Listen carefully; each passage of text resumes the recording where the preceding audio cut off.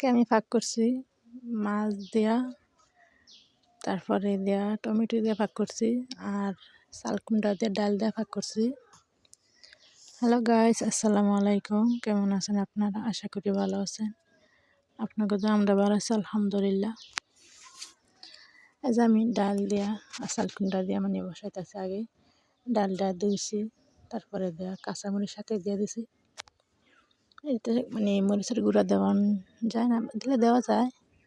লাউ আর কাঁচামরিচ চালকুমড়ার ভিতরে কাঁচামরিচ দিলে বেশি ভালো হয়। এটা পাক করলে অনেক ভালো লাগে। বাস এই যে আমি সাথে আবার পুটিং আছে না, ওটি বসাইছি। পুটিং বানিয়ে দিয়েছি সাথে। বাস আমার মেয়ে নষ্ট করে ফেলছে, এই কারণে এটা দেখাতে পারতেছি না। রান্না করার সময় আমি ভাবতেছি একসময় পুটিং একটা বানাইলে নিজে নিজে আমি রাখতে ফ্রিজে নরমেল পরে ওটা কাটবো। বাস নষ্ট করে লাইছে। তারপরে এই যে আমি পাক করতেছি, এখন টমেটো কষাইতেছি। টমেটো কষানো হয়েছে, তারপরে টমেটো তো অনেক গইল গেছে গা। তারপরে একসাথে মাছটি দিয়ে দিছি। মাছ দিয়ে শুধু মাছ দিয়ে ঝোল ঝোল করে পাক করবো আর কি। ঝোল দেওয়া দিছি, এটা আবার শুকাই নেব। অনেকগুলো ঝোল দেখা যাইতেছে।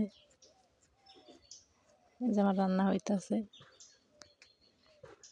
আর চালকুমড়া তরকারি আমি আগেই রান্না করে লাইছি। আর এই যে আমার তরকারি প্রায় শেষ, রান্না হয়েছে।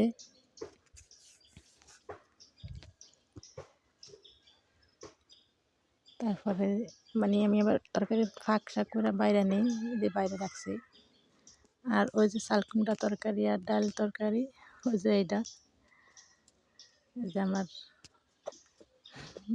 এটি খাইতে অনেক ভালো লাগছে। চালকুমড়া দেওয়া মসুর ডাল দেওয়া। আপনারা ভালো থাকবেন সবাই। আল্লাহ হাফেজ।